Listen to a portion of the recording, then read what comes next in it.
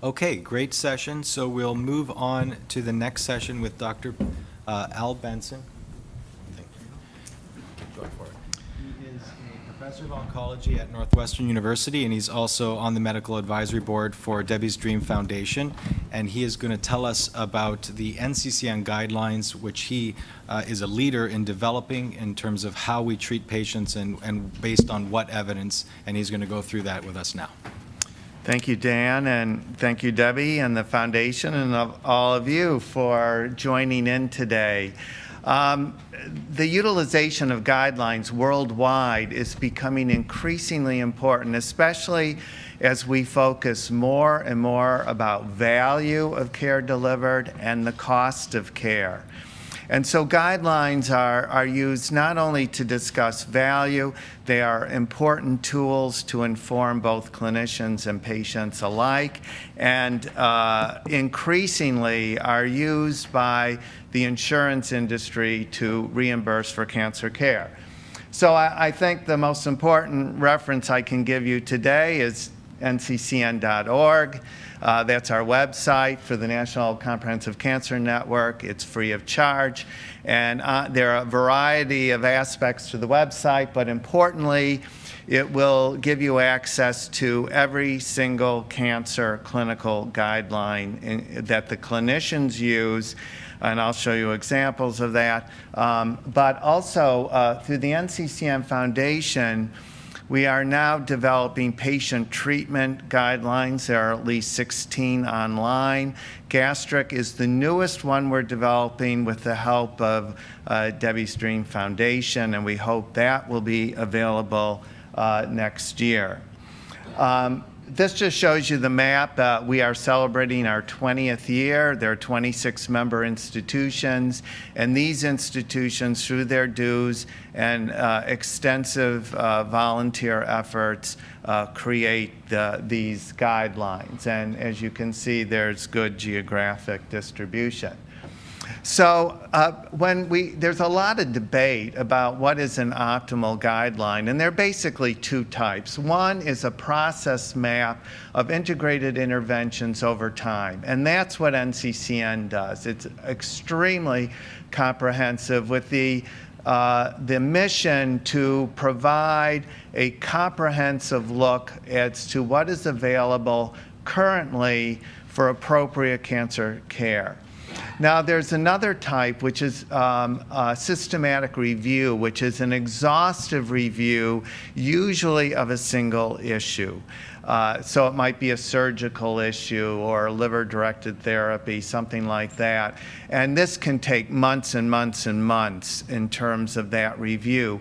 But if a systematic review is performed, it is usually integrated in the discussion of a more comprehensive guideline. So in medicine in general, but absolutely in oncology, we're faced with the reality we don't have evidence for everything we do. We are faced with real-life clinical situations all of the time, and we may not have a randomized clinical trial to guide us, but we have to advise an individual what might be the most appropriate option. So in the continuum of disease and patient care, we use the evidence where it exists, but if it doesn't exist, we have to fill in the gaps, and usually that's done by expert consensus, looking at what's available and coming up with the very best advice we can give for a given situation, even if the level of evidence is not as high. The Institute of Medicine has emphasized quality health care, and they define this as the degree to which health services for individuals and populations increase the likelihood of desired outcomes and are consistent with current professional knowledge. And this is why we have guidelines, to improve our ability to deliver quality of care. And why does this matter? We want to avoid too much care, and this is often a criticism of the U.S. healthcare delivery system. We overuse therapy. This clearly adds to side effects. and it's certainly a waste of resources if it's not going to add to outcomes. We also want to avoid too little care, and unfortunately, even in the United States, there are many, many people who do not have access or are receiving too little care, so they don't achieve the maximum benefit, and we're not using resources appropriately. We certainly want to avoid the wrong therapy, and one reason the insurance industry is very much in favor of guidelines is to avoid wrong therapeutic intervention. And of course, we want to emphasize the correct therapy. So the Institute of Medicine has defined guidelines as systematically developed statements to assist the practitioner and patient decisions about appropriate health care for specific clinical circumstances, and that's exactly what we're trying to do. Now, one thing we have to emphasize, guidelines are not a prescription for care. They are a decision tool to assist patients and clinicians. They provide a guide in terms of choice of care. It's very much an evolutionary process. Medicine is constantly evolving, and therefore guidelines must evolve too. In the case of NCCN, it is a very comprehensive inclusion of all appropriate choices. This is different from pathways. Many of your insurance companies now may use pathways, or if you're in a network, they may be pathways. Many of these pathways say they use the NCCN as the basis, and then they choose more specific therapies from a broader menu that they may offer their patients. So they may not offer all of the potential choices of therapy. And these choices can depend on side effects, what the physician practice might favor, as well as cost. Now, one of the challenges is that there are thousands of decision points per disease. NCCN has partnered with IBM Watson, and what we've been told, for breast cancer alone, there are 500,000 potential pathways through the guidelines. In lung cancer, 50,000. So you can imagine the enormous challenge here with so many different interventions. And as I said, there's increasing pressure to address value and cost. This should be patient-centric. There's also a 5% rule. If something occurs less than 5% of the time, it's very hard to create a guideline. However, with the utilization of genetic profiling, where we may see a phenomenon which affects perhaps 4% of the patient population, that 5% rule may not hold. So the rationale for these guidelines is the evidence is evaluated and recommendations are made by experts. It's an explicit decision-making process to minimize variation in care and provide a standard of care for quality assessment. And it's also a very important education tool. It's becoming increasingly difficult to be a general oncologist with the complexity of oncology. And so having guidelines to assist is becoming increasingly important. These guidelines are the standard of clinical care and policy in oncology in the United States and increasingly around the world. We have 49 panels with anywhere from 25 to 30 experts per panel. There are 61 guidelines with 172 algorithms. These are, as I said, widely available and represent over 21,000 hours of volunteer time by the clinicians to create this. I'm not going to elaborate this, but it's a very explicit process that's been developed. In fact, the success of these guidelines is not only are they available free of charge, but they are continuously updated. So they are very current, they're very multidisciplinary. This just includes the various disciplines who participate, and on this list include patient advocacy, and there's a patient advocate on every guideline panel. panel. The purpose of this diversity and multidisciplinary approach is to minimize bias, and we do so by a number of different mechanisms, including external review and submissions, but also at least once a year, every single guideline is reviewed by other experts at all of the 26 institutions to provide feedback and make sure that these guidelines are up to date and appropriate. Importantly, I mentioned that the membership dues pay for these guidelines. There is no pharmaceutical support. It's an absolute firewall. And we have a very transparent process for conflict of interest. In fact, one of the reasons Medicare uses the NCCN guidelines for reimbursement is because of the robustness of this process. In terms of looking at evidence to make recommendations, it is kind of a funnel effect. You look at data from all over the world, and then there's expert evaluation, and you distill it to what might be a very appropriate recommendation. This is just the circular outline of our very structured process, including institutional review, panel review, outside submission, and the constant process, including review, extensive review of the literature by panel members. We do have categories of evidence. The majority of NCCN guidelines are based upon 2A consensus. Unfortunately, in oncology, medicine in general, we have very little that would be category 1, that would be very high level of evidence. And in the guidelines, it's probably about 15% of all recommendations.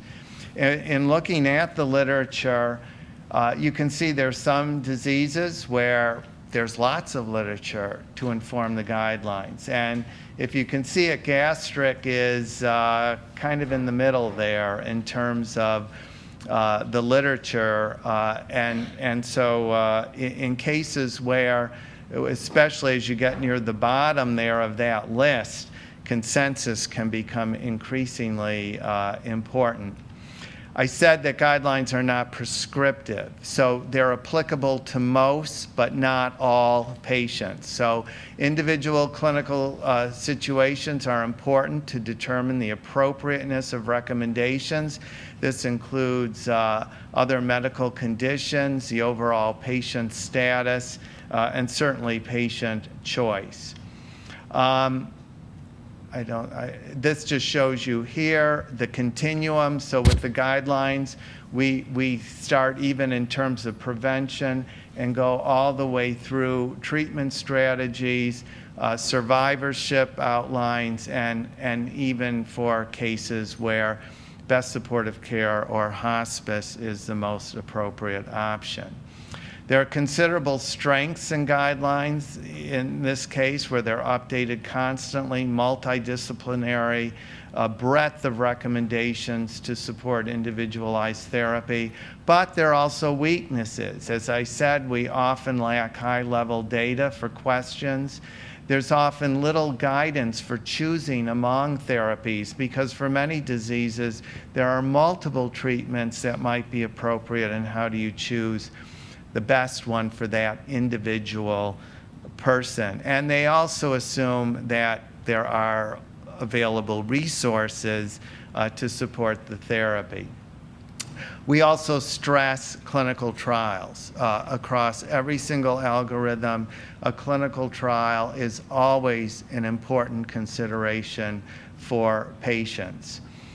We also have quality programs that we utilize to look at are physicians concordant with guidelines. And the reason this is important, now for multiple diseases, and here's one for gastric cancer, which has suggested that the patients who are treated and compliant with care associated with guidelines have better outcomes. So it's one very important component of why following guidelines becomes increasingly important, that we believe that patient outcomes are superior. But you have to use clinical judgment. You have to apply this to the individual, and we know that for some clinical situations, there is not a guideline.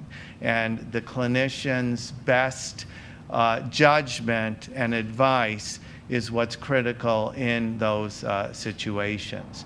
Now, this is, in looking at the future, this is one of the newest aspects of NCCN. It's called the evidence block. And what it tries to do to enhance discussion between the individual patient and the clinician is looking at regimens in terms of what is their efficacy, how well do they work, what is the safety, what is the quality and consistency of the evidence, and how affordable it is. And the more shading, the better. So in this case, there's fairly good efficacy. There are toxicities you have to pay attention to. The quality of the evidence is quite good, and it's pretty expensive if you look at this particular example. And in the future, this is an example of an algorithm, a treatment algorithm. This happens to be colon cancer. But each approach, each regimen will have an evidence block, so you can quickly scale down, look at these to see, well, how does one look in terms of side effects? What are the data to support one choice over another? And then NCCN has a host of different products.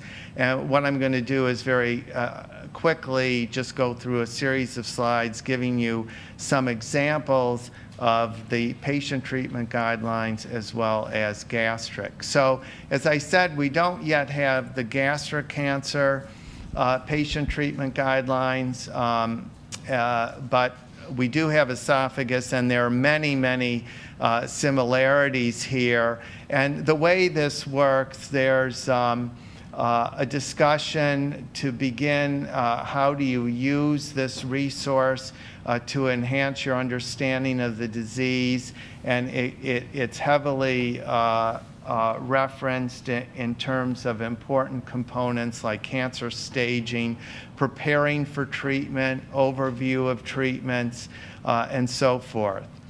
And so Barbara mentioned T&M scores, so it will discuss how staging is done, and this is written in lay terms. And then for each section, it provides a quick review. So at a glance, you can see what the summary of some of the important bullet points might be. And part of the purpose of this, of course, is that you can take these type of materials to assist your discussion between you and the clinician. There's also sections talking about cancer tests. So it tries to give a perspective for that disease. What might you expect in terms of the most appropriate testing? And it also includes diagrams so that you can actually visualize. You just saw nice pictures of material obtained from endoscopy. Well, this shows you exactly what the gastroenterologist does as one example, in this case, to look at the stomach and the GE junction. There are sections on the importance of treatment teams. Like I said in the guidelines, there are multidisciplinary approaches. It's very, very important for you to know who should be part of your treatment team and have that expectation. And part of that treatment team should also be consideration, do you need psychosocial services? Do you need financial counseling? All of that should be part of the discussion of the theme.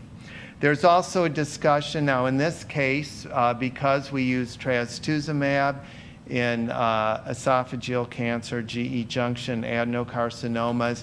So here it talks about targeted therapy, again, in lay terms for trastuzumab for those patients who have a HER2 positive tumor. So it tries to describe that outcome.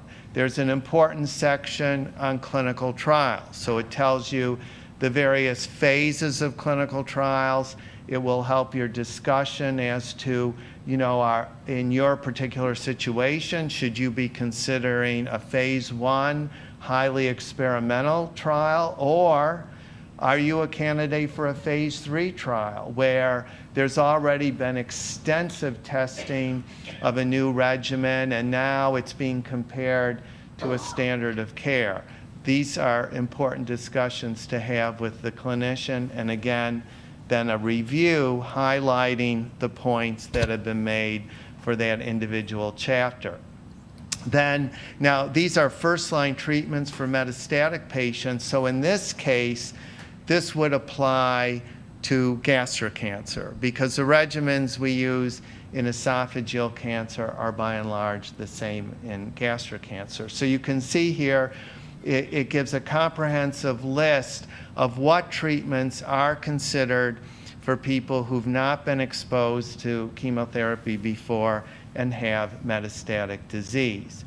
Then it also lists, because we've done clinical trials for people who have progressed after a first-line approach, there are second-line treatments that are available, and they're also listed here. There are other sections that are also important on alternative treatments, including symptom control and trying to address a variety of different symptoms and what can be done for these type of symptoms.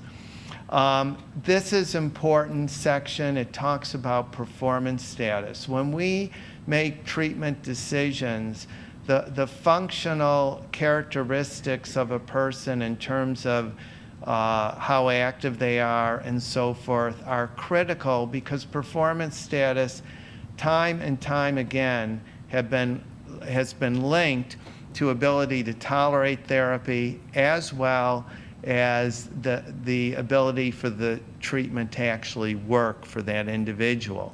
And so a person's performance status should always be a critical component of the discussion. Then sections on making treatment decisions. It is your choice. As a clinical team, we can advise you, but in the end, it's the individual person's choice. And our job as clinicians is to try to give you a comprehensive review of what we think your situation is at that moment in time, looking at guidelines, looking at clinical trials, but in the end, you have to decide what is best for you. So these sections are important. Also important is questions to ask your doctors. We urge people to make lists to take to their doctors so they don't forget important concerns that an individual or family member might have. Guidance as to discussing the diagnosis and prognosis. And for each individual, they have to decide how much information do you want.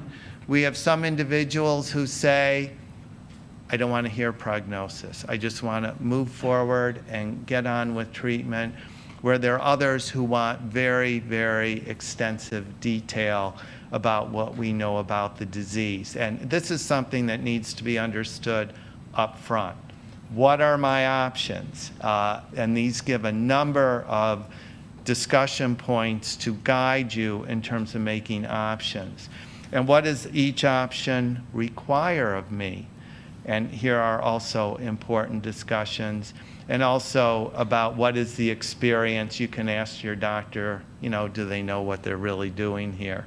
I for example, treat people with some very rare GI cancers that many physicians are very unfamiliar with. And it's important for people to know, does their physician actually have the expertise?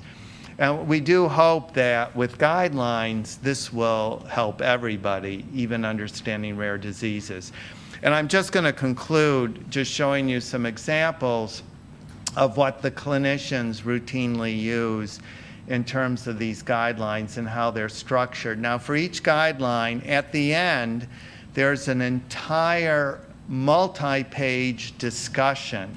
So it gives you a detailed overview of the disease, and also it's linked to each algorithm, how the panel has made their decisions, what's the standard of care. But you can see with these algorithms, they are quite detailed for a given situation. So you'll see in this particular page, it describes the initial workup to get you to a clinical stage, and then what additional evaluation may be needed. And then it keeps going on from there, each step of the way to match each situation for an individual patient, whether someone's newly diagnosed. These are all related to people who've had surgery and what their tumor classification is and postoperative management. Now, another important component of these algorithms, there are whole sections on what we call principles. So in this case, it's principles of endoscopic staging and therapy. So that would apply to what Dr. Young does in terms of endoscopic assessment, and it provides the very basics of what we would expect for the clinician. It includes principles of pathology review. In this case, HER2 testing. There can be enormous variability in terms of clinical testing, and this gives some guidelines. And I'm not going to go over other examples, but we have principles of radiation oncology, principles of chemotherapy. There's tremendous wealth of information for the clinician in terms of guidance, whether it's radiation, chemotherapy, surgery, survivorship. All of that is designed to provide a comprehensive sequence of care for the patient. And I think for the individual patient, even though these sections are written for clinicians, they can be helpful. You can take them to your doctor to aid the discussion. And with that, I conclude, and thanks so much for your attention. Thanks, Dr. Benson. Excellent overview on guidelines, how they're generated, how they evolve, and how they're applied. We do have some questions on the WebEx, and of course, if you have any questions, you can flag down people with microphones. One of the first questions is, how often are the guidelines updated, and what is that process? So, by mandate, each one must be reviewed yearly. So what happens, institutions, all the institutions get a copy of the guidelines. The experts at the institutions are expected to review those and provide comments. The panel then brings their own information as well as all of these comments that may be from the institutions or from patients or clinicians, and every single comment is reviewed, every single algorithm is reviewed, and then they're updated. However, the panels often meet in between. So for example, I chair the colon rectal anal cancer panel. There's a new drug that the FDA just approved, TAS 102.